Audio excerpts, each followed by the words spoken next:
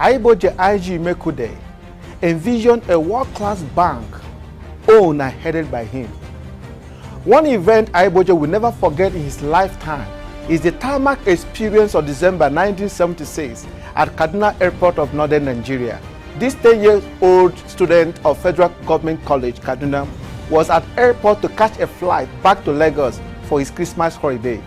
Unfortunately, he couldn't make it past the door of the aircraft as the struggle to get on board by passengers were too fierce for his age. As the aircraft zoomed off into the sky, he stood on the tarmac crying with his boarding pass in his hands. He was crying not because of worrying about getting home, but from the pain of having lost. It was in the midst of this pain and tears that he took a decision that defined the rest of his future.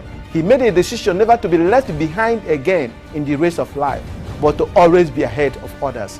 And this became his new leadership philosophy. Little wonder the young independent Suraf Aiboje graduated at age 20 from the University of Benin and was called to the Nigerian bar at 21, at an age when some of his mates were still applying for university admission. His ambition actually was to become chief executive of a multinational like Unilever, Heineken, something like that. He wanted to head a big branch. In spite of this big dream, he began his career as a lawyer with Chase Merchant Bank and later transited to core banking.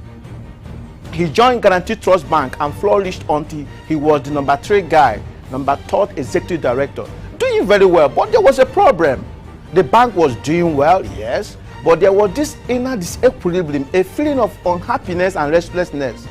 It was clear to him that something was missing, but he couldn't just place a finger on what it was. He decided to take some time off and use the opportunity to do an executive program in the Harvard University. It was during this program that he encountered his aha experience when he read the book Buyout by Rick Rickerson. The book simply told him how, as a professional, he could buy his own company. Immediately he realized the source of his problem. He wanted to own his own bank. He returned to Nigeria intent on buying a bank. He brought together a small group of trusted peers and shared his vision with them. In 2002, together with few other investors, they bought a small obscure bank called Access Bank that was ranked 70th among the Nigerian banks.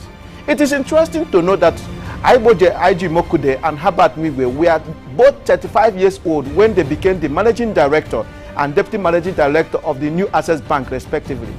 They were given a mandate to reposition the bank to be one of Nigeria's leading financial institutions within a 5-year period, starting from March 2002 to March 2007.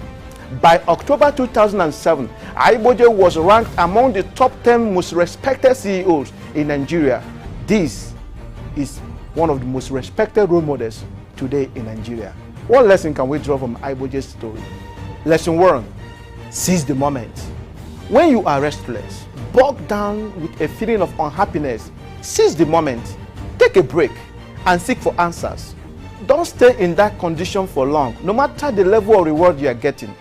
That ill feeling is a clarion call for a higher purpose. Heed the call. Lesson 2, take a leap of faith. When you are convinced about the vision, take a leap of faith. Nothing ventured, nothing gained, as they will say. Courage will always defeat fear anytime, anywhere.